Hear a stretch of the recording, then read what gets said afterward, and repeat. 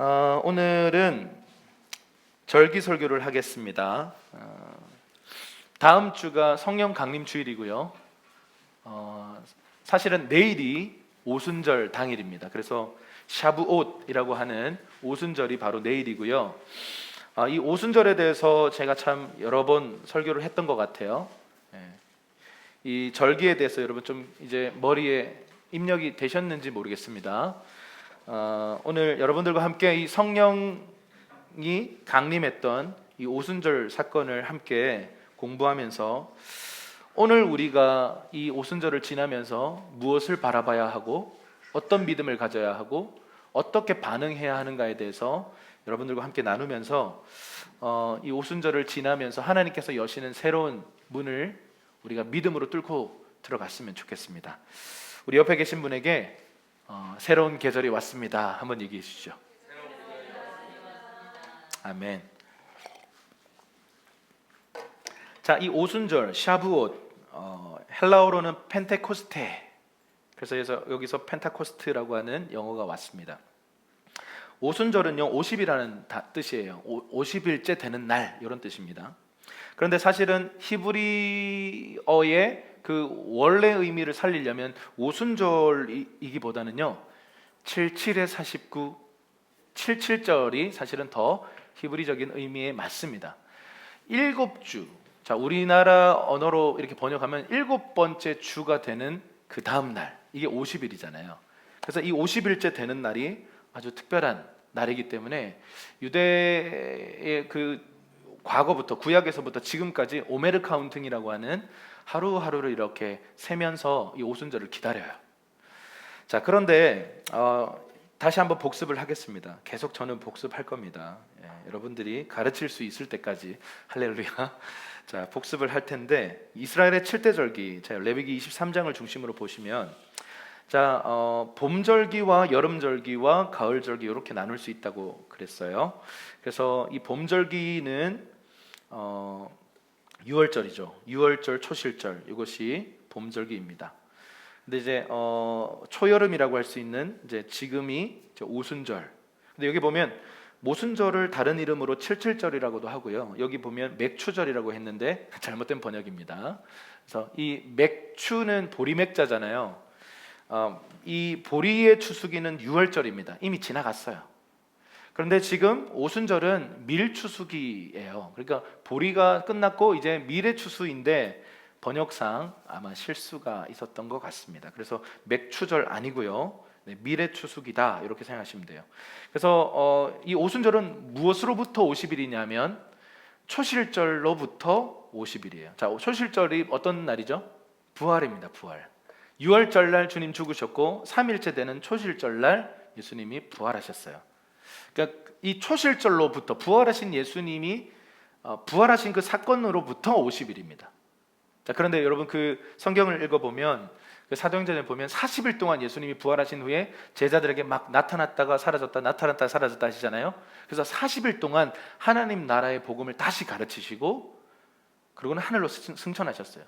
그리고 며칠 후에 성령이 강림했죠? 10일입니다. 10일.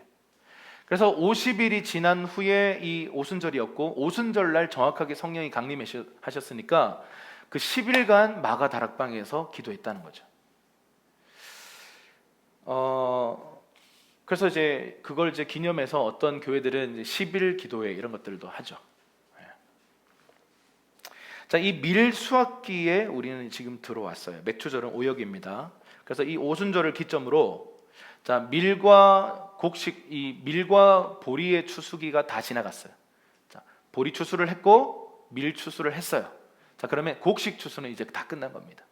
자, 이 오순절을 기점으로 이제 장막절까지, 이제 장막절에는 무엇을 수확하냐면 포도 같은, 무화과 나무 같은 이런 열매들을, 과실들을 추수해요.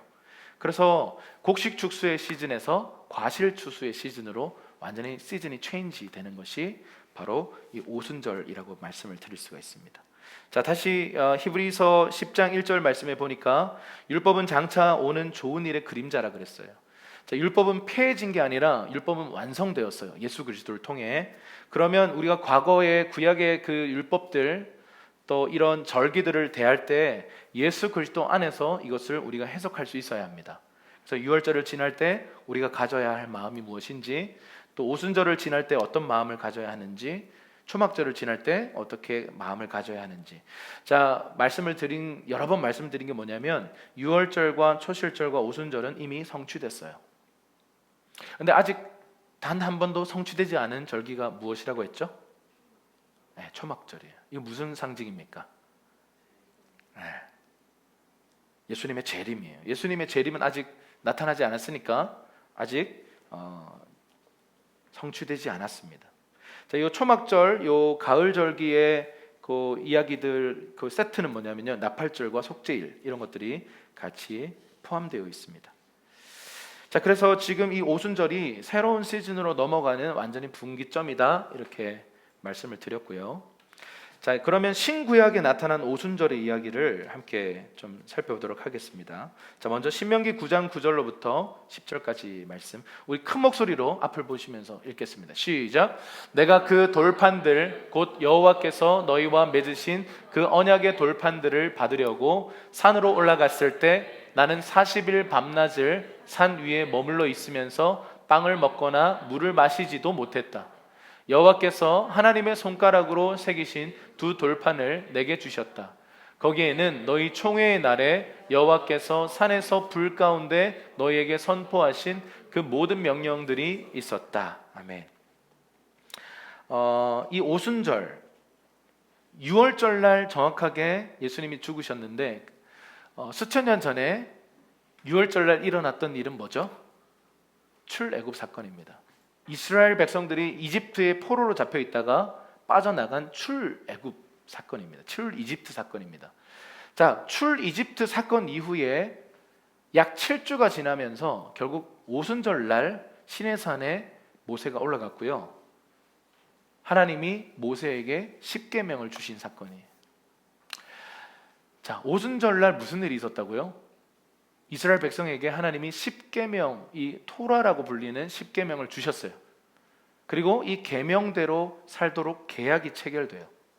자, 그런데 이 사건을 신학자들은 어떻게 표현하냐면 이스라엘 백성과 하나님의 결혼식 이렇게 표현을 해요. 언약이라고 하는 것은요, 단순히 그냥 그날 거기서 만나 하는 그것의 이상입니다. 나는 너희의 하나님이 되고 너희는 나의 백성이 되리라. 이 말씀은요, 하나님과 언약 관계에 들어가서, 여러분, 언약 관계는 이런 거예요. 자, 이 언약 관계는 이런 겁니다. 하나님의 손이 우리를 붙들고요, 우리 손이 하나님을 붙들어요. 근데 참 안타깝게도 우리는 너무나 신실하게 하나님의 손을 놔버려요. 범죄하고 우상을 섬기고 하나님을 떠나버립니다. 이게 모든 인류의 역사예요. 그런데 하나님의 언약은요, 이런 거예요. 나는 절대 놓지 않아. 네가 나를 버려도 나는 너를 절대 놓지 않아 라고 하는 하나님과의 언약식, 그것이 뭐냐면 바로 하나님의 백성이 되고 하나님은 우리의 하나님이 되신다라고 하는 이 언약 관계로 들어가는 거예요. 이것을 신학자들은 결혼식이다 이렇게 표현을 하는 거죠. 자, 그런데 여러분, 안타깝게도 우리는 이 에스겔 36장 말씀을 먼저 읽어볼게요. 에스겔 36장 26절에서 28절입니다. 이런 말씀을 주님이 하실 수밖에 없는 어떤 역사와 상황이 펼쳐졌습니다. 읽어볼게요. 시작. 내가 너희에게 새로운 마음을 주고 너희 안에 새로운 영을 줄 것이다. 내가 너희 육신으로부터 돌과 같이 굳은 마음을 없애고 너희에게 살처럼 부드러운 마음을 줄 것이다. 그리고 내가 내 성령을 너희 안에 주어서 너희로 하여금 내 법령을 따르며 내 규례를 지키고 행하게 만들 것이다. 그리고 너희는 내가 너희 조상에게 준 그 땅에서 살게 될 것이다. 그러면 너희는 내 백성이 되고 나는 너희의 하나님이 될 것이다. 아멘. 자, 이 에스겔서의 이 예언은요, 어떤 상황에서의 예언이냐면 아까 전에 그 시내산에서 하나님과 이 언약이 체결됐잖아요. 그런데 이스라엘 백성들은 어떻게 되죠? 이 언약이 신실합니까? 놔버렸어요. 우상을 섬기고 하나님을 떠나버렸습니다.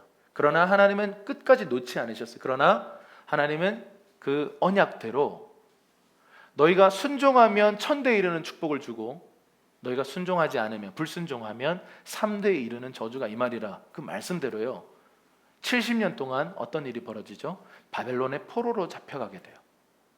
자, 바벨론의 포로로 잡혀간, 다시 말해서 이 하나님의 그 십계명 돌판이 들어있던 언약궤까지도 손실된, 그러니까 여러분, 언약궤는요 이스라엘 백성에게 그냥 핵심이에요.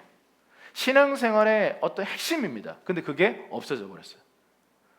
성전을 회복해도 언약궤가 없어. 그래서 주님이 새 언약을 주세요. 그게 뭐냐면 내가 새 마음을 주고 새 영을 부어주고 너희에게, 예전에는 돌판에다가 새겨줬던 그 십계명이었지만 27절에 보니까 내가 성령을 너희 안에 주어서, 28절 보세요, 너희의 마음에 새기게 되어서 너희는 내 백성이 되고 나는 너희의 하나님 될 것이다. 자, 오순절 그 십계명 사건에서 주님이 말씀하셨던 것과 내용은 똑같아요. 목적은 똑같아요. 그런데 방법이 달라져요. 돌판이 아니라 성령을 너희 안에 부어서 너희 신비, 마음판에다가 내 계명을 새겨서 성령으로 말미암아 이것을 지키게 할 것이다. 그러니까 이스라엘 백성들이 언약에 신실하지 못해서 놔버렸어요. 그러나 신실하신 하나님은 우리를 포기하지 않으십니다. 아멘이십니까? 우리가 하나님을 떠나도요, 하나님은 우리를 떠나지 않으십니다. 우리가 하나님을 향해서 등져버려도요, 하나님은 단 한 번도 우리를 놓지 않으시는 신실하신 언약의 하나님이십니다. 그 하나님 좋으신 분이세요. 그래서 여러분, 에스겔의 이 새 언약에 대한 예언, 그리고 예레미야 33장에도 비슷한 내용들이 적혀 있습니다. 자, 그런데 이 새 언약에 대한 약속의 성취로 오늘 어떤 일이 벌어지냐면 사도행전 1장 4절과 5절 그리고 8절에 예수님이 이 예언을 갱신하세요. 자, 한번 읽어볼게요. 시작. 그들과 함께 모였을 때 예수께서 이렇게 명령하셨습니다. 예루살렘을 떠나지 말고 너희가 내게 들은 대로 내 아버지가 약속하신 선물을 기다리라. 요한은 물로 세례를 주었지만 너희는 며칠 안에 성령으로 세례를 받을 것이다. 8절. 그러나 성령께서 너희에게 오시면 너희가 권능을 받고 예루살렘과 온 유대와 사마리아와 땅끝까지 이르러 내 증인이 될 것이다. 아멘. 예수님이 이제 40일 동안 제자들에게 하나님 나라의 일을 부활하신 이후에 이제 이야기를 하시고 이제 승천하시기 직전이에요. 그때 말씀하셨어요. 4절에 보니까 너희 예루살렘 떠나지 마라. 너희 아직 뭔가 준비됐다고 생각하지 마라. 준비된 거 아니다. 어떤 사건이 일어나야 되는데 성령이, 약속한 성령이 너희에게 와야 그때부터는 너희는 열방을 향해, 땅끝을 향해 가게 될 것이다. 그 전까지는 뭔가 하려고 하지 마라. 그냥 다 내려놓고 약속한 선물을 기다려라. 이렇게 말씀하신 거죠. 그래서 여러분, 이 마가 다락방에 120명 정도의 제자들이 모여서 언제 임할지 모르는 그 성령, 예수님이 이렇게 분명하게 말씀하시고 떠났으니까 그래도 순종하는 마음으로 120명의 사람들이 성령을 기다려요. 근데 이게 언제 임할지 어떻게 합니까? 하루가 지났습니다. 이틀이 지납니다. 3일이 지났습니다. 일주일이 지나요. 그런데 아무 변화가 없어요. 오히려 마음이 시험거리가 찾아오죠. 성령을 막 구하는데 아무 변화가 없어. 성령이 안 오셔. 여러분 생각해 보세요. 우리가 한 3일 기도하면 뭐 어떤 우리 마음에 어떤 기쁨이 임하든 확신이 임하든 뭐가 있어야 되지 않겠습니까? 근데 아무 변화가 없어요. 기도하면 할수록 지치기만 해. 어떤 사람들의 입술에서 기도한다고 되나? 이런 얘기가 나와요. 그런데 여러분, 120의 사람들은요 끝까지 포기하지 않아요. 여러분, 예수님을 따라다녔던 수많은 군중들이 있었어요. 자, 5,000명을 먹이신 사건만 봐도 장정만 5,000명이었기 때문에 약 2만 명의 사람들이 예수님을 따랐다고요. 그런데 그 사람들 다 어디 갔죠? 예수님 십자가에서 죽으시고 부활하신 사건 이후에 다 어디 갔습니까? 근데 소수의 제자들에게 나타나셔서 내가 성령을 보낼 것이고 너희는 뭐 하려고 하지 말고 성령을 기다려라. 그래서 전혀 기도에 힘쓰니라, 이렇게 사도행전은 기록을 하고 있어요. 딴 거 안 하고 성령이 올 때까지 기도했다더라. 여러분, 이게 부흥을 준비하는 사람들의 각오예요. 태도예요. 여러분, 성령이 오시지 않으면요 교회는 교회 될 수 없습니다. 성령이 오시지 않으면요, 예배는 예배될 수 없어요. 성령이 오시지 않으면 우리 크리스천 라이프는요, 시작될 수가 없어요. 그런데 우리의 삶의 종교성이라고 하는, 종교적 틀이라고 하는, 순서를 그냥 지키면 된다라고 하는 이 종교성이요, 우리 안에 들어와서 성령이 없어도 교회가 굴러갑니다. 성령이 오시지 않아도 한 크리스천의 삶 안에 큰 타격은 없어요. 여러분, 이것이 우리에게 위기입니다. 여러분, 우리에게 필요한 기도는 이거예요. 성령님, 이 시간 내 삶에 임재하시지 않으면 제가 아무것도 하지 않겠습니다. 여러분, 이 자세가 120 사람들의, 성령의 사람들의 각오였고 태도였고 결단이었어요. 여러분, 이 120 사람들이 100일을 기다려야 될지 1년을 기다려야 될지 모른 채 사실 성령을 기다립니다. 그런데 약속하신 성령은 하나님의 카이로스 타임에 내려오도록 디자인되어 있어요. 그게 언제예요? 오순절이에요. 40일 동안 예수님이 하나님 나라의 일을 말씀하시고 승천하시고 10일 후에 정확하게 오순절 날이 이름에 호련히 finally, suddenly 성령이 그냥 사람들에게 부어진 거예요. 누구에게? 준비된 사람들에게. 믿고 준비한 사람들에게 성령은 오시는 것입니다. 아무에게나 찾아가지 않으세요. 그래서 오늘 우리가 이 오순절을 즈음해서 저와 여러분들이 하나님의 말씀을 우리가 믿음으로 반응하고 오늘 준비된 심령으로 성령의 세례가 다시 한번 성령님의 불과 같은 역사가 우리의 삶에 회복되시기를 주님의 이름을 축원합니다. 준비된 자들에게 임한다는 거예요. 자, 정리를 하면 6월절에 무슨 일이 있었다고요? 출애굽한 이스라엘이 시내산 사건을 통해 십계명 토라를 받아요. 자, 이 십계명 모세오경 이걸 토라라고 해요. 그래서 좁게는 율법 하면 십계명이고요. 좀 넓게 하면 모세오경이에요. 이거를 토라라고 부릅니다. 자, 이후에 이스라엘은 범법하게 되고 심판을 받죠. 그런데 하나님은 새 언약을 약속하시면서 성령을 붓겠다 그렇게 말씀하셨어요. 그리고 죽으시고 부활하신 예수님이 하늘로 승천하셔서 성령을 보내신 사건이 바로 오순절 사건입니다. 그래서 여러분, 교회의 생일이 언젠가? 오순절입니다. 오순절은 교회가 태동되었을 뿐만 아니라 출산된 날이에요.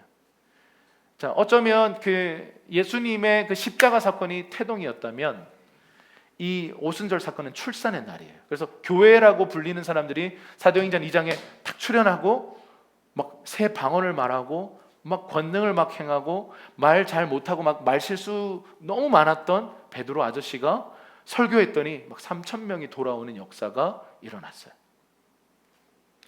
자, 우리 한번 살펴볼게요. 사도행전 2장 1절에서 6절입니다. 큰 목소리로 함께 읽겠습니다. 시작.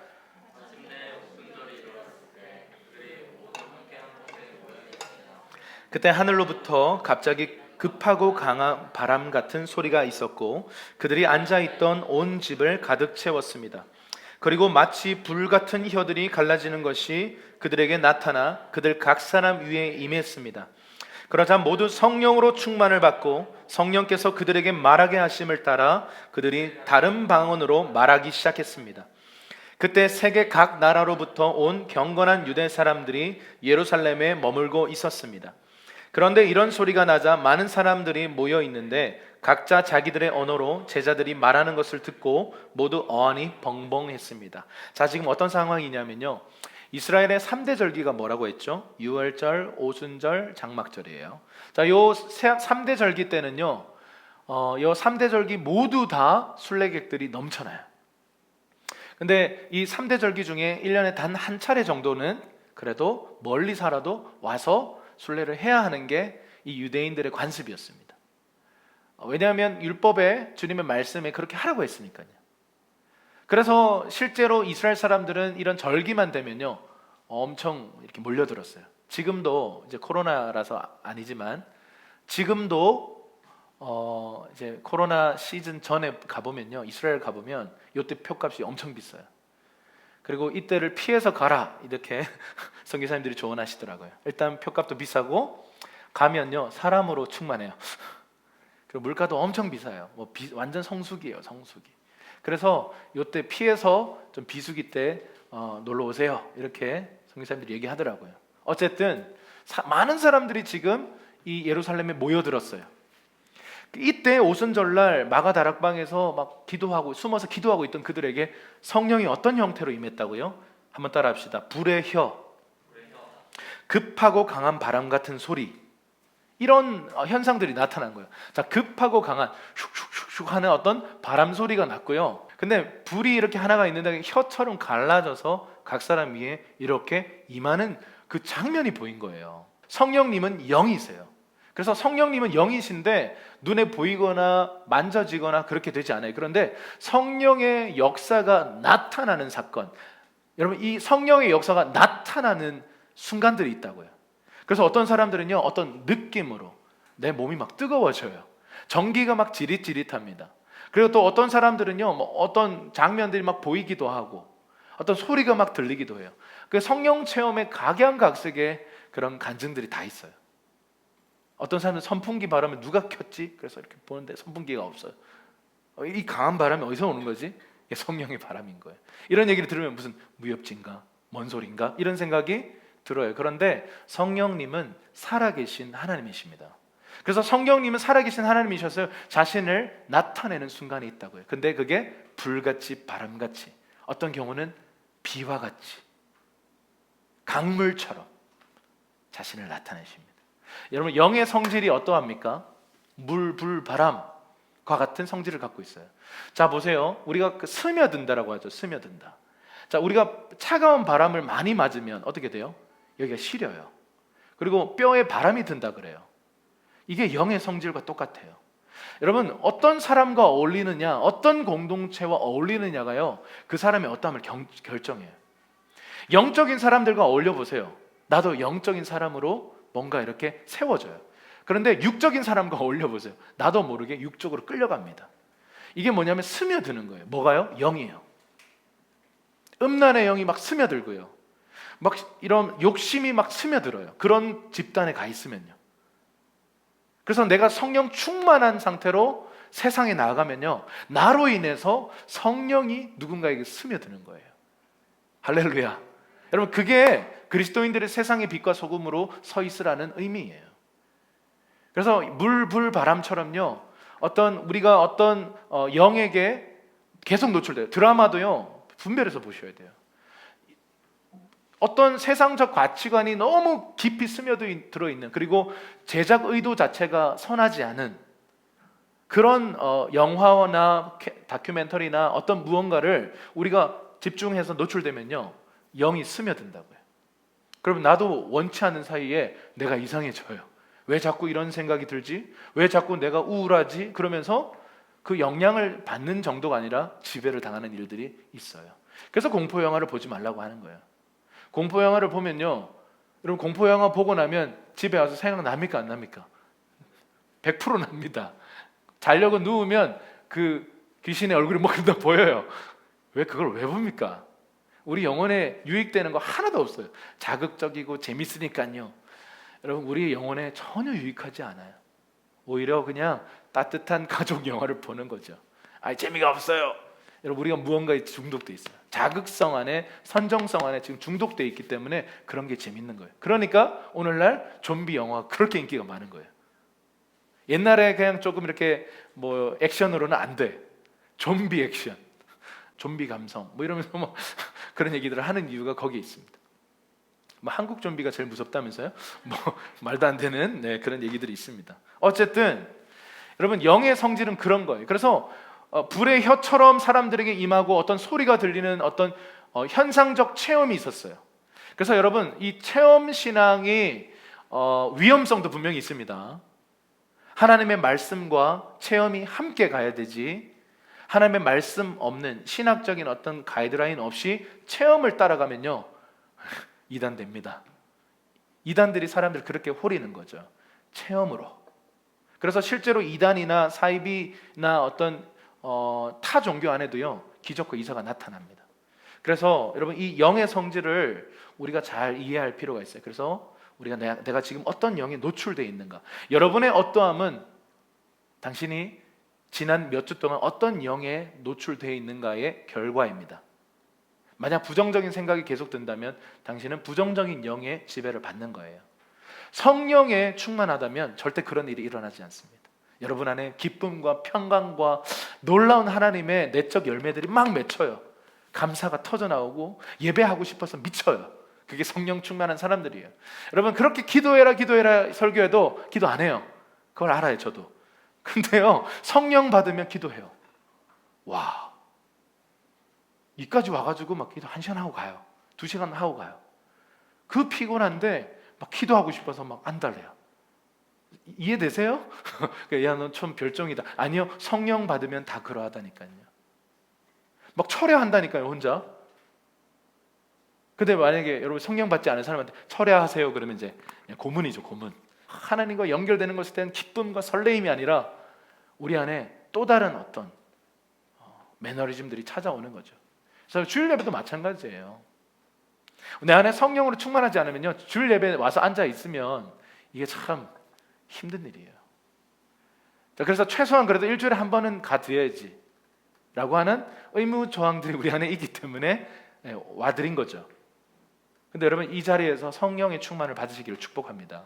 그러면 예배가 달라져요. 우리 주일 예배가 좀 더 시끄러워지기를 축복합니다. 우리 주일 예배가 좀 더 질서 안에서 막 자유함이 더 풀어지시기를 주님의 이름으로 축원합니다. 성령의 질서 안에서 자유로운 표현과 막 외침과 좀 더 우리가 이 자유함 가운데 반응하며 나아가는 예배, 그게 어떻게 가능할까요? 성령이 오시면 가능해요. 자, 그래서 여러분 성령의 충만을 받고 나서 가장 처음으로 나타난 현상이 뭐냐면 방언이에요. 근데 여기서 특별히 이 방언은 실제 언어 방언이에요. 랭귀지였어요. 저도요 예전에 그 선교한국 가서 2004년도에 막 기도하는데 그때 2004년도가 한국 교회가 굉장히 뜨거웠던 때예요. 예배와 중보기도라고 하는 가르침과 성령운동이라고 하는 게 이렇게 삼박자가 맞아가지고요. 그때 어게인 107이라고 하는 부흥운동이 이렇게 일어났던 때예요. 그때 제가 그 선교한국 갔을 때 정말 뜨거웠죠. 막 예배만 시작하면 막 난리가 나는 거죠. 근데 뒤에 영어로 샬라 그래서 외국인인가 보다 하고 봤더니 너무 한국스러운 형제가 샬라 하고 있더라고요. 근데 다른 예배 때 또 봤는데 어떤 자매였던 것 같아요. 중국어의 유창한 발음으로 막 유창하게 막 하는데 중국인인가 봤더니 한국인인 거예요. 그리고 나중에 물어봤어요. 혹시 중국어 정말 잘하시던데. 근데 방언이래요. 무슨 뜻인지 모른대. 영어도 무슨 뜻인지 모른대. 그냥 방언이래. 영어 방언이래. 그래서 우리가 와 너무 부럽다 그랬어요. 오늘 이 사건이요 랭귀지 방언이 부어진 사건이에요. 그래서 여러분 이때 당시에 전국 각지에 전 나라에 흩어져 있던 디아스포라 유대인들이 예루살렘 다 모여 있어요. 그런데 성령의 방언을 받은 이 여러 사람들이 그 아시아의 곳곳의 언어를 가지고 막 말하기 시작한 거예요. 그러니까 곳곳에 흩어져 있던 유대인들이 와서 자기 나라 자기가 살고 있는 지방의 언어를 하고 있는 사람을 보면서 충격받는 거죠. 이게 뭐지? 우리 고향의 언어인데? 라고 말하면서 충격적인 어떤 경험을 합니다. 그러고는 나중에 이 사람들이 자신의 어떤 이 세계관에서 받아들이기가 힘드니까 뭐라고 얘기하냐? 술 취했다 이렇게 얘기해요. 이게 말이 됩니까? 술 취한 사람이 갑자기 외국어를 하나요? 외국어를 하기도 하죠. 알 수 없는 말을 외계어를 하기도 하죠. 그런데 외국어를 유창하게 갑자기 하진 못해요. 저들이 어떤 새로운 술에 취했다, 약했다 이렇게 평가를 내린 겁니다. 그런데 그 말을 딱 듣고 베드로가 딱 나와가지고요 3,000명 그 앞에서 설교를 하는데 그날 성령이 역사하시는 거예요. 그리고 3,000명이 그날 구원받는 역사가 일어났어요. 그러면서 교회라고 하는 것이 본격적으로 펼쳐지는, 교회는요 성령의 임하심 없이는 출발할 수 없어요. 성령의 임하심 없이 출발된 교회는 교회가 아닙니다. 성령의 권능을 받아 복음을 땅끝을 향해서, 나를 부르신 그 부르심의 땅을 향해서 가면서 복음을 전하는 사람들이 교회예요. 그런데 성령이 오신 적이 없는데, 성령을 받지도 않는데 어떻게 우리가 교회를 하겠습니까? 교회의 시작점은 성령의 부어주심 사건입니다. 그래서 성령을 받은 사람들, 성령의 권능을 받은 사람들이 막 믿음으로 달려갔던 그 사건이 바로 교회라는 거예요. 성령 운동은요, 교회 운동과 일치돼요.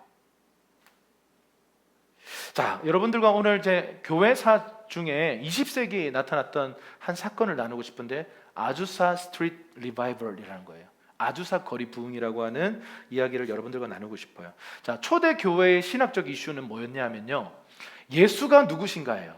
자, 이거를 신학적으로 표현하면 기독론에 대한 이슈가 굉장히 뜨거웠어요.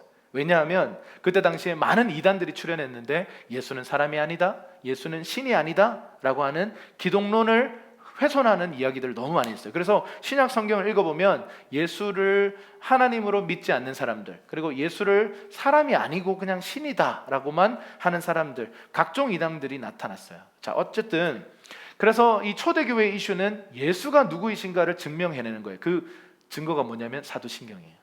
자, 우리 사도신경을 한번 해보면 전능하사 천지를 만드신 아버지를 내가 믿습니다라고 하는 하나님 성부 아버지에 대한 짧은 묘사 이후에 대부분의 분량이 누구에 대한 얘기예요? 본디오 빌라도의 고난을 받으사 십자가에 못 박혀 죽으시고 장사한 지 사흘 만에 죽은 자 가운데 살아. 누구 얘기예요? 예수 그리스도에 대한 얘기고, 성령에 대해서는 뭐라고 돼 있어요? 성령을 믿사오며. 끝이야. 좀 많이 서운합니다. 네, 성령님 많이 서운하십니다. 성부 하나님도 조금 서운하시고요. 여러분, 우리가 믿는 하나님은요, 삼위일체의 하나님이세요. 근데 여러분은 대부분 예수 그리스도에 대한 어떤 집중만 있으실 가능성이 높아요. 근데 이것이 나쁘다라는 건 아니에요. 그런데 우리가 믿는 하나님은 삼위일체 하나님이십니다. 아멘이십니까? 천주교는 그래도 이렇게 하면서 늘 얘기하잖아요. 성부, 성자, 성령의 이름으로 아멘. 이 삼위로 존재하시면서 한 분이세요. 그러니까 이해가 안 되니까 일단 제일 편한 사람으로 오신 예수님과 우리가 친근하게 지내는 건 좋습니다. 그런데 우리가 믿는 하나님은 삼위일체 하나님이세요. 그래서 특별히 오늘 성령님에 대한 이야기는요, 너무나도 빈약해요. 교리적으로나. 제가 전통적인 그 신학교, 그 장로교 신학교를 졸업했거든요.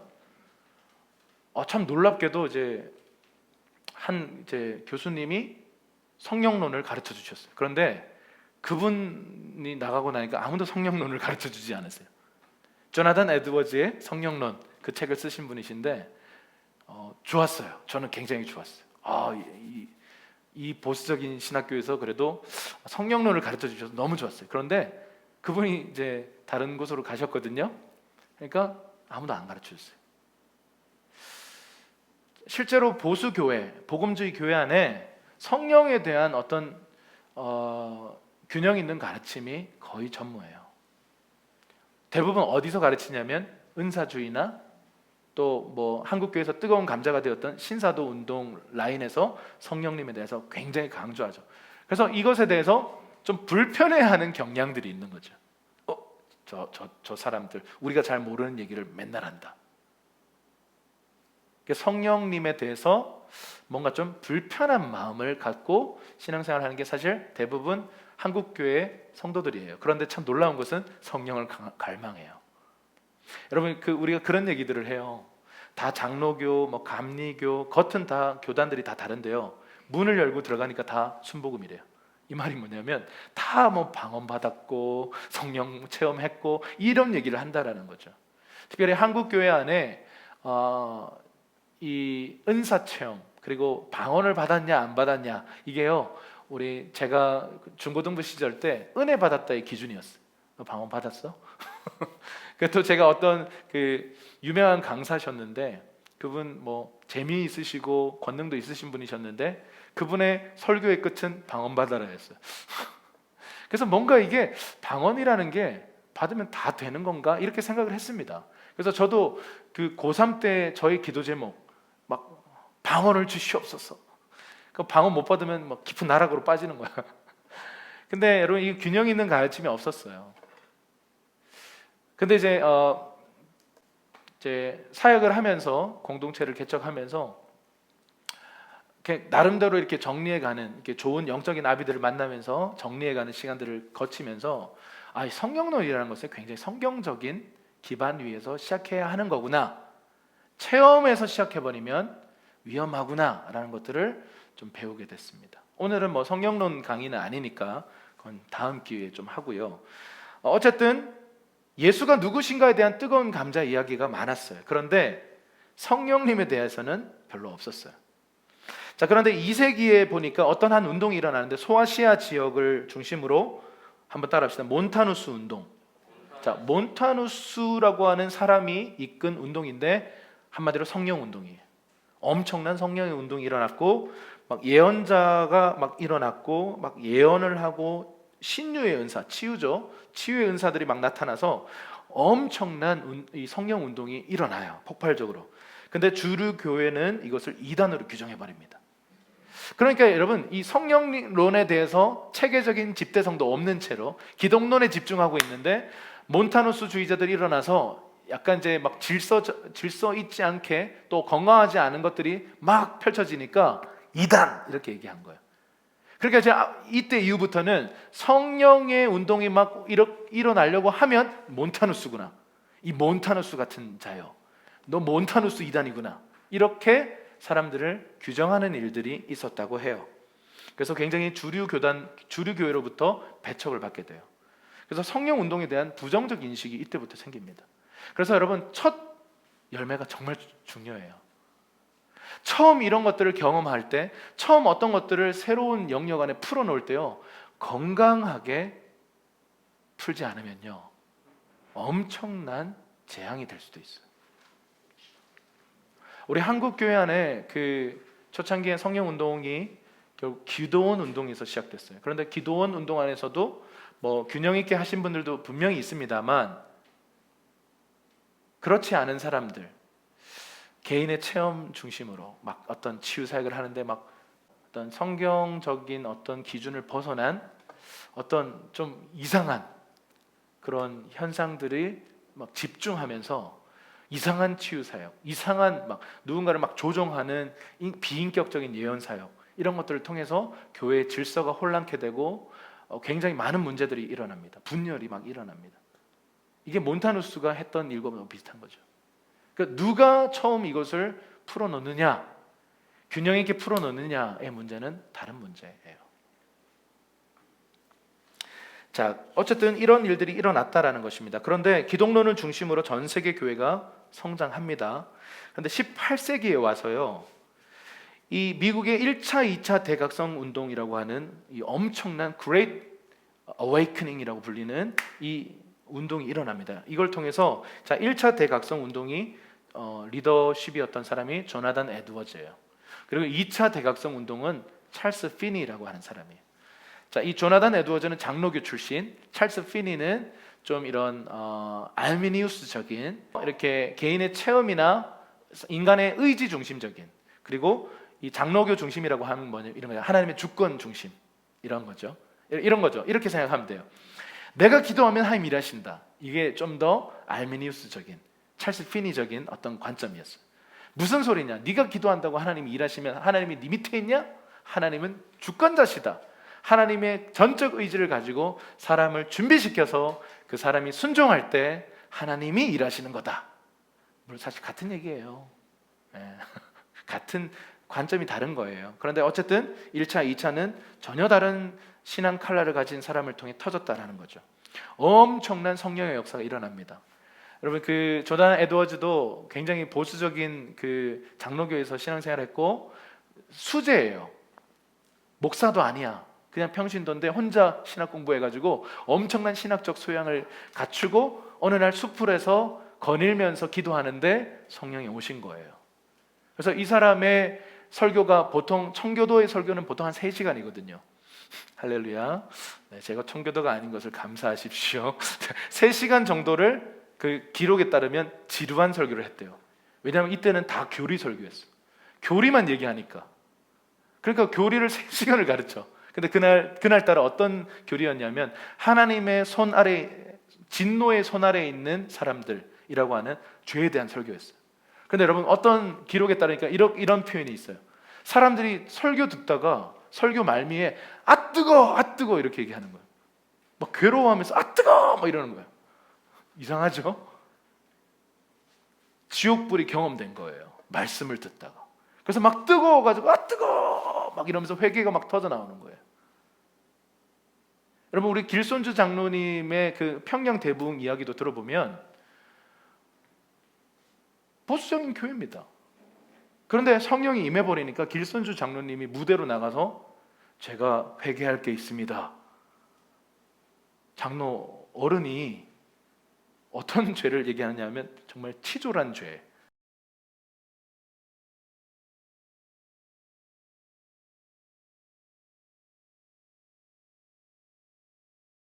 물론 배고픈 시대니까. 근데 성령님이 임하니까 너 그거 회개해. 근데 그냥 회개가 아니라 무대 앞으로 나가서 공개 회개해. 와, 거기에 순종한 겁니다. 그래서 자기 죄를 울면서 회개하는데 영적인 분위기가 확 바뀌는 거예요. 그러면서요, 이분이 회개하고 내려갔는데 또 다른 사람이 또 올라와요. 그리고 자기 죄를 회개해요. 그러면 한참 울고 회개하고 내려갔는데 또 올라와요. 집에 안 가요, 사람들이. 막 울면서 회개해요. 그래서 이게 끊어지지 않는 회개 운동이 일어나서요. 그때 기록에 따르면, 평양 부흥 이야기의 기록을 따르면 사람들이 떼굴떼굴 구르면서 회개했대요. 그 정도로 고통스러워했대요. 자기 죄가 얼마나 큰지에 대해서 자각 증상이 일어난 거죠. 제가 여러 번 말씀드렸죠.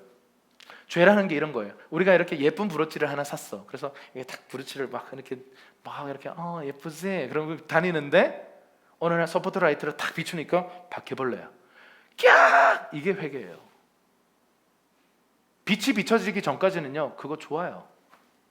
왜 이거 누구나 다 하는 거 아니야? 이거 타협 아니야? 이거 합리화하는 거 아니라고? 이건 어쩔 수 없는 거야. 이거 좋은 거야.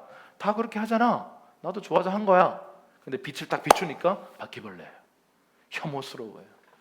그러니 떼굴떼굴 구르죠. 그래서 기록에 따르면요, 죄인이야 죄인이야 그러면서 굴렀대요, 사람들이. 그러니까 지나가던 포졸이 그 얘기를 듣고 죄인 잡아라 그러면서 들어와가지고 같이 쓰러져가지고 막 성령이 사로잡혔다. 이게 평양 부흥의 실제로 기록의 표현들입니다. 여러분, 성령이 임하면 달라집니다. 우리의 태도, 우리의 예배, 우리의 생각, 우리의 어떤 관점 다 달라져요. 전에는 이게 그냥 아무 생각 없이 했던, 죄라고 생각하지도 없었던, 죄의식조차 없었던 그 일이 그때부터는 역겨워요. 이게 엄청난 죄라는 것을 자각하게 돼요. 그리고는 어떻게 보면 작은 일일 수 있는 그 앞에 정말 오열하며 울며 회개하는 일들이 부흥의 역사마다 있었어요. 어쩌면 우리는 지금 성령의 비추심과 조명하심이 없기 때문에 우리는 죄를 은근히 사랑하면서 죄와 팔짱 끼고 죄와 먹고 자고 하는 거죠.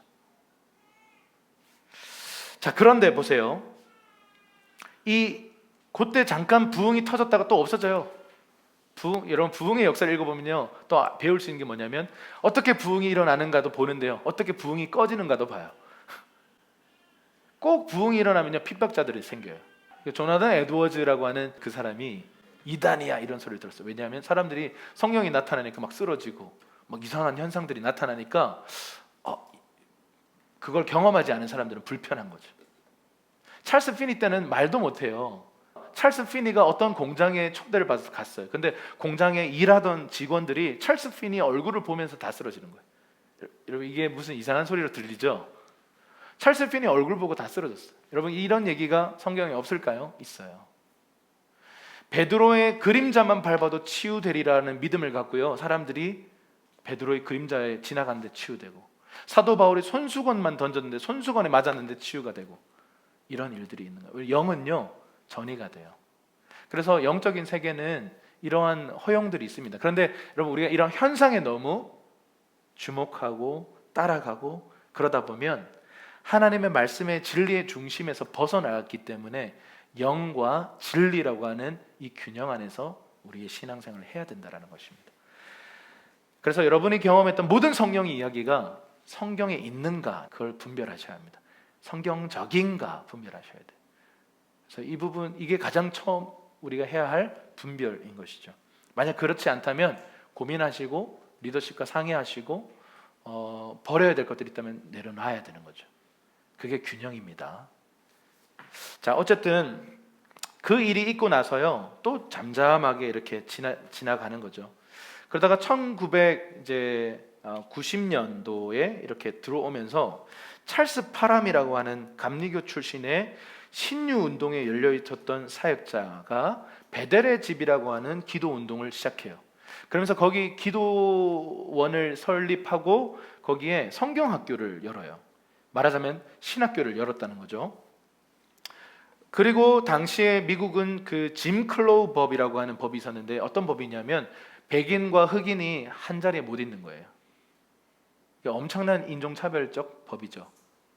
그래서 이 백인과 흑인이 함께 한 공간에 앉지 못해서 그때 교회들은 백인 교회가 있었고 흑인 교회가 있었어요.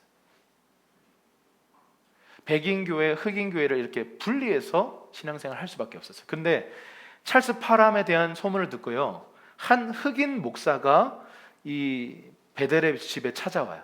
그리고는 이 법적으로 당신은 흑인이기 때문에 여기서 공부할 수 없습니다. 가십시오. 그랬는데 이 흑인 목사가요, 고집을 부려요. 가르쳐 주세요. 저 못 갑니다. 저도 좀 가르쳐 주세요. 그렇게 했어요. 근데 법적으로 이거 어쩔 수 없잖아요. 처벌받을 수 있으니까. 그래서 어떻게 하냐면 이 찰스 파람이 그러면 교실에는 못 들어오고 복도에서 들으세요. 그래서 문을 열어놓을 테니까 복도에서 들으라. 그렇게 신학 공부를 시작한 거예요. 그래서 이 사람이 누구냐면 한번 따라합시다. 윌리엄 조셉 시무어. 아주 중요한 사람입니다. 이 사람이 바로 이 아주사 부흥의 주역이 되는 사람이에요. 원래는 못 들어와요. 입학도 못하는 사람인데 그냥 복도에서 청강한 거죠. 청강을 하면서 그가 배운 건 뭐냐면 성령이 임하면 그 증거로 방언의 은사가 나타난다 라고 하는 그 교리를 이때 당시에 찰스 파람이 가르쳤는데, 이 시무어 목사가, 윌리엄 조셉 시무어가 이것을 자신의 어떤 개인적인 믿음으로 취합니다. 그리고는 그가 막 사역을 하니까 실제로 성령이 임하고 막 방언을 받는 일들이 일어난 거예요. 그런데 이게 초대교회 이후로 거의 끊어져 있던, 교계에서는 찾아보기 힘든 현상이었던 거죠. 아주 마이너리티, 극소수의 마이너리티 사람들만 성령운동을 했고, 대부분 주류교회에서는 이단시하는 뭔가 사이비 틱한 그런 집단으로, 신비주의 집단으로 매도당했던 것이죠. 물론 진짜 그런 사람도 있었고 균형 있게 하는데도 그렇게 욕을 먹은 거죠. 그런데 이 시무어라는 사람이 이 모든 걸 바꿔놓습니다. 이 사람이 LA로 어느 날 떠나게 돼요. 왜 떠나냐면 어떤 성결교라고 하는 교단에서 이 LA에, 원래 휴스턴이 있었는데 LA에 어떤 한 교회에 청빙을 하게 돼요. 그래서 처음 부임해서 첫 설교를 했는데, 성령이 임하시면 우리가 예수를 믿으면 성령을 받아야 된다. 성령 세례의 증거는 방언이다. 이렇게 설교를 했더니 성결교는요, 방언을 금지했거든요. 그러니까 자신의 교단과 안 맞잖아요. 그래서 2차 설교를 이제 저녁에 해야 되는데 밥 먹으러 간 사이에 문을 걸어 잠그고 다 집에 가버렸어. 그래서 한마디로 쫓겨난 거죠. 휴스턴에서 LA까지 날아왔는데, 근데 거기에서 일을 하던 흑인 청소부가 한 명 있었어요. 그 사람의 이름이 리예요. 리. 이 사람의 이름이 리인데 자신의 집에, 에드워드 S. 리라고 하는 사람의 집에 머물면서, 불쌍하니까 그 목사가 그 집에 이렇게 먹고 자고 하게 하면서 그 가족 중에 한 명이 치유가 일어난 거예요. 이분의 기도를 통해서, 시모어의 기도를 통해 치유가 되면서 사람들이 소문을 듣고 막 몰려오기 시작합니다. 근데 기록에 따르면요, 이것도 재밌는 기록인데 이런 얘기를 해요. 너무 많은 사람들이 이렇게 집에 와가지고 계단이 이렇게 있는데 계단이 무너져 버렸어요. 너무 많은 사람이 계단에 올라온 거야. 그래서 이러다가 집 무너지겠다 해가지고 예배처를 찾자. 근데 흑인으로서 예배처를 찾는 게 쉽지 않은 일이고 돈도 없고, 그래서 어떻게 하냐면 아주사라고 하는 거리 이름이에요. 아주사 312번지 되는 그곳에 마국간이었던 곳을 빌려가지고요, 거기서 집회를 여는데 그게 아포스톨릭 페이스 미션이라고 하는 사도적인 믿음 선교회라고 하는 어떤 선교 단체의 출발이에요. 여기서 엄청난 사람들이 성령을 경험하고 방언을 받게 되는 일들이 있었어요. 방언을 막 말하는 이 사도행전에 나타났던 그 엄청난 성령의 역사가 폭발적으로 나타나요. 그러면서 이 소식을 듣고 이 시므오가 이 소식을요 각 교단마다 편지를 써서 이러한 성령의 역사가 나타나고 있다.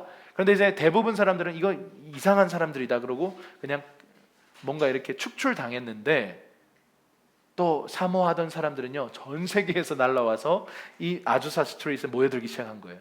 그런데 오는 사람들마다 성령을 경험하고 방언을 받은 겁니다. 그러니까 이제 여러분, 성결교단 안에 난리가 난 거예요. 방언을 금지했는데 교단적으로 방언을 경험한 목사들이 막 증가하기 시작해요. 여러분 그렇잖아요. 이 중에 막 한 명이 우리랑 뭔가 다른 교리를 말해서 이거는 우리 공동체와 맞지 않아, 나가줄래? 이렇게 말할 수 있잖아요. 그런데 그 사람이 2사람이 되고 3사람이 되고 10사람이 되면 그렇게 할 수 없는 거예요.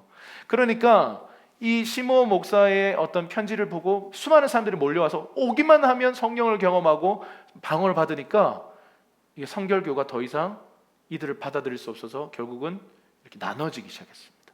그게 순복음 교단의 시작이에요. 순복음이라고 하는 교단이 이제 시므오를 중심으로 이제 시작되면서 성령의 역사를 강조하고 방언을 인정하는 교단들이 이제 그로부터 막 일어나기 시작했습니다. 여러분 그게 1904년 1906년부터 4월 18일부터 1909년에 이르기까지 이 아주사 거리 안에 강력한 성령의 역사들이 있었습니다. 자, 그런데 여러분 이 아주사 부흥 이야기가 오늘날로 볼 때 어떤 의미가 있는가를 생각해 보면, 성령의 어떤 은사가 회복됐구나, 방언의 은사의 회복을 했구나, 20세기에 정말 강력한 성령 운동이었구나 라고 하는 의미를 넘어서는 의미들이 있어요. 뭐냐면 한번 그림을 좀 하나도 안 띄었네. 이 사람이 찰스 파람이에요. 찰스 파람. 이 사람 밑에 시므오라고 하는 사람이 윌리엄 조셉 시므오가 이제 흑인 목사로서 배우게 됩니다. 그리고는 이 사람이 LA로 가서 아주사 거리에서 막 사역을 하기 시작하는데 엄청난 성령의 폭발적인 역사가 있었어요. 그런데 단순히 성령의 역사가 충만하게 있었고 방언의 은사가 회복됐다, 이것보다 더 큰 기적은 뭐냐면 당시에 흑인과 백인의 인종 갈등은요 극에 달했을 때예요. 한 공간 안에 같은 교회 다녀서는 안 된다는 법이 나왔을 정도니까. 그런데 다음 그림 한번 보세요. 이런 역사가 일어난 거예요. 자, 이 윌리엄 조셉 시므오라고 하는 담임 목사, 이 리더 밑에 백인 스태프들이 함께 지금 한 자리에서 지금 사진 찍은 역사적인 사진이에요.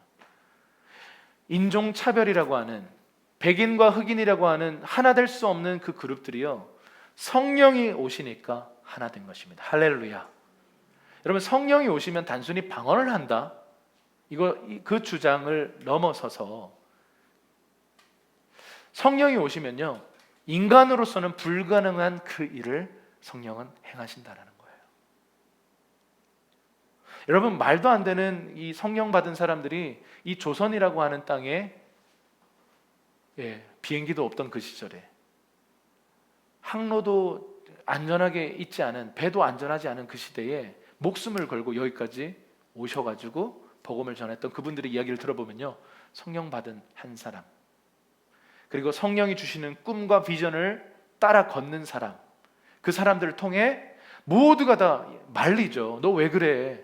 너 왜 편안한 삶, 안락한 삶, 모두가 이것이 좋다라고 하는 길을 걷지 않고 말도 안 되는 성령이 주신 꿈이라고 말하면서 그 길을 걷는, 여러분 이 말도 안 되는 일, 당시의 문화로서는 있을 수 없는, 백인과 흑인이 막 섞여가지고 서로 사랑하고 공동체가 되었다, 말도 안 되는 이 일이 성령이 부어주심 사건을 통해 일어난 것입니다. 여러분 성령이 오시면 이 일이 일어날 수 있습니다. 성령이 여러분의 삶 안에, 여러분 아무리 기도해도 아무리 노력해도 안 되는 그 일이 있잖아요. 내 힘으로 할 수 없는 그 일이 어떻게 가능합니까?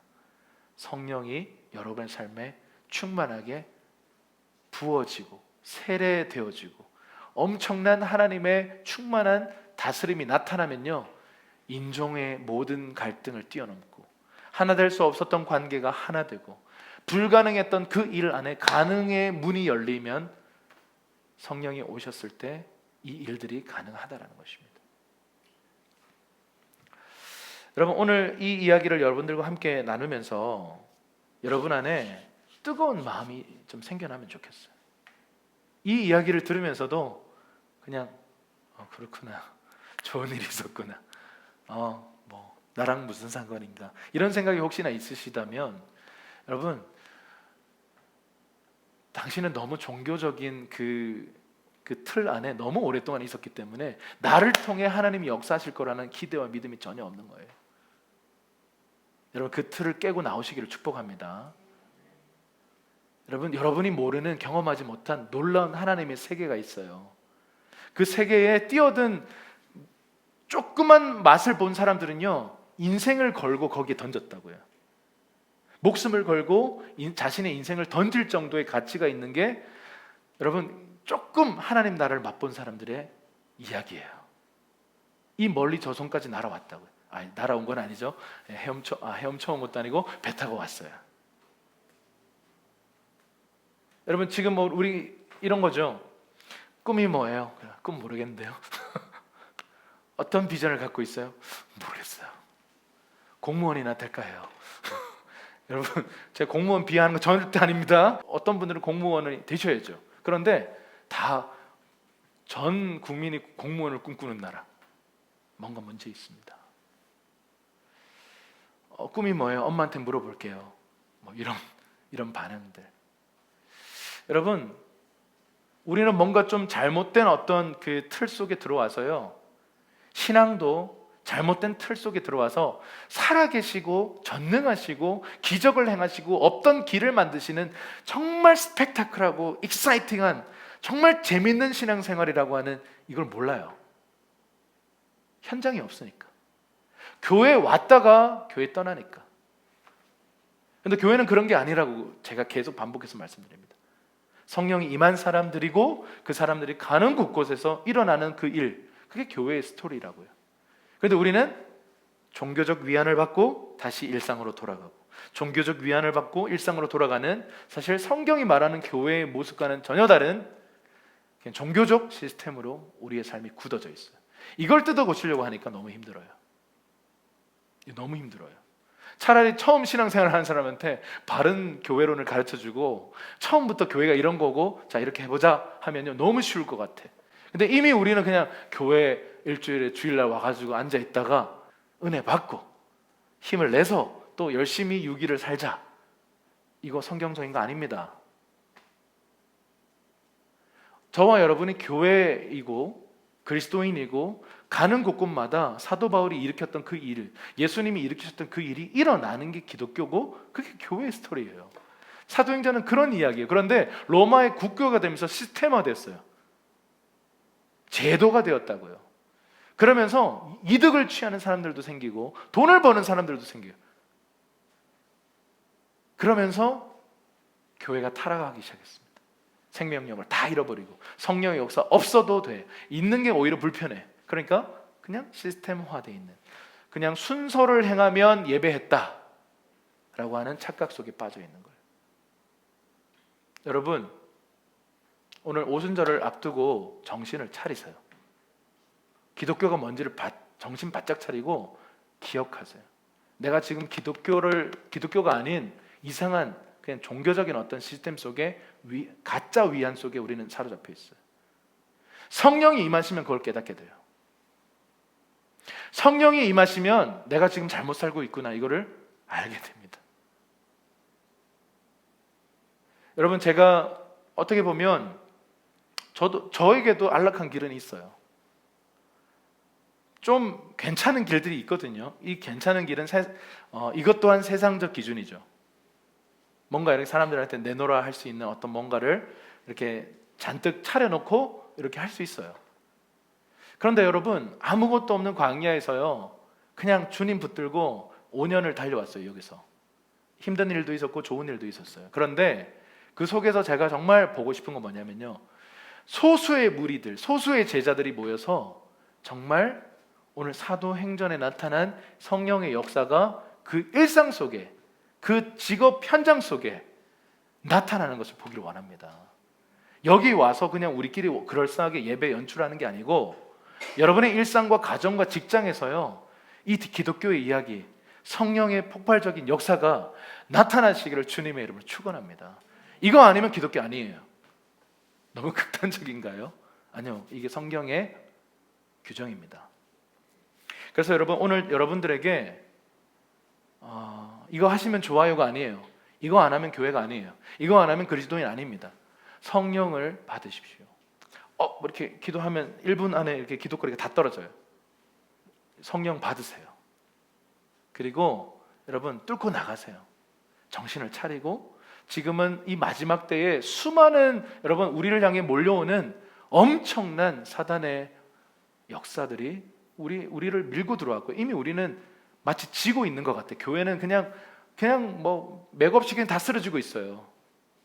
문 닫는 교회도 막 늘어나고 있고, 이 상황에서 그냥 주일날 와가지고 앉아있다 가는 그런 신앙생활을 할 거면 여러분, 그건 신앙생활도 아니고 교회도 아니고 기독교도 아니고 아무것도 아닙니다. 사단이 그런 교인들이 일어나는 걸 너무 기뻐해요.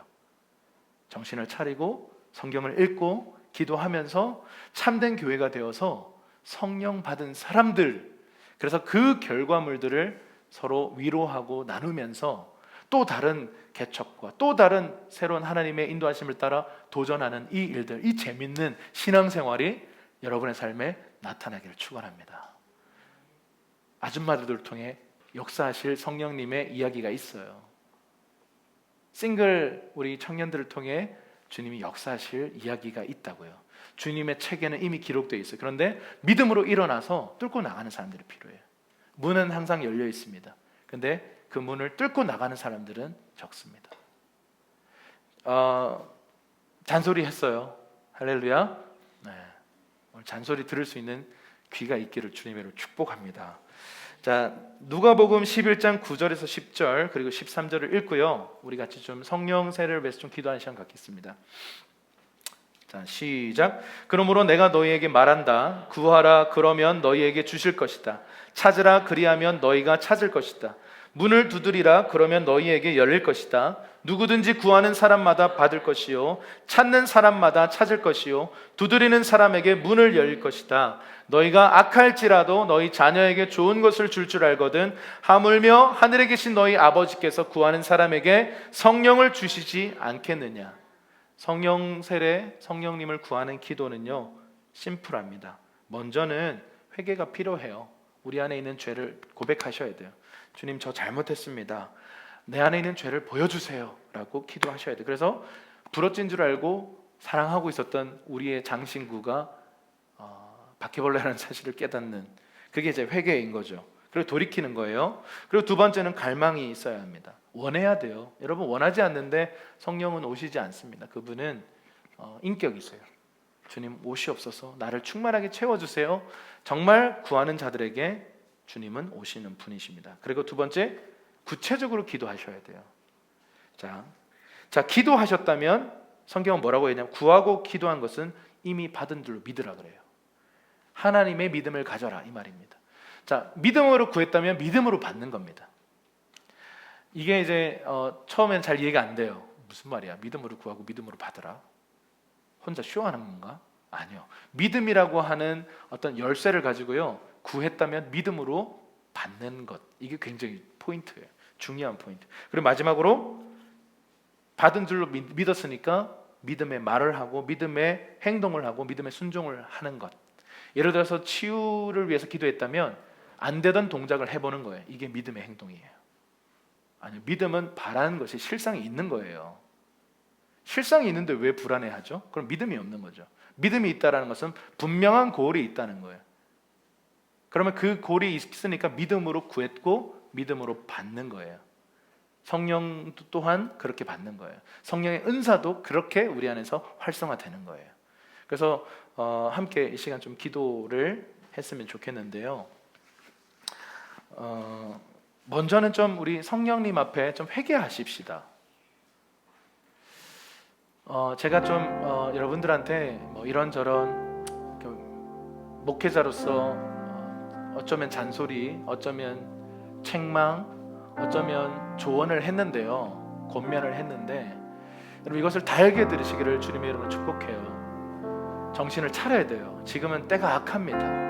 마지막 때예요. 신앙생활 이렇게 하면 안 돼요. 다 휩쓸려 갑니다. 사단이요 얼마나 전략적인지 몰라요. 호락호락하게 생각하시면 안 돼요. 우리에게 성령의 권능 없으면요 100% 져요. 100% 다 끌려가게 돼 있습니다. 그런데 약속하신 성령이 우리에게 오시면 내 힘과 내 능이 아니라 성령의 능력으로 가능한 줄로 믿습니다. 그래서 우리 좀 회개하십시다. 성령님을 의지하지 않았던 것도 회개하십시다. 성령님 없어도 신앙생활 잘했던 거 회개하십시다. 성령님 없어도 교회가 잘 굴러갔던 거 회개하십시다. 성령님 없어도 우리 가정에 문제 없었던 거 회개하십시다. 성령님을 무시했던 죄를 죄인지도 모른 채 그냥 분별력 없이 뒤섞여 있었던 것들을 회개하기 시작하십시다. 성령님 오늘 이 시간 회개의 영을 부어주시옵소서. 함께 기도하기 시작하십시다. 성령이여 이 시간 우리 가운데 오시옵소서. 우리의 마음과 생각을 다스려 주십시오.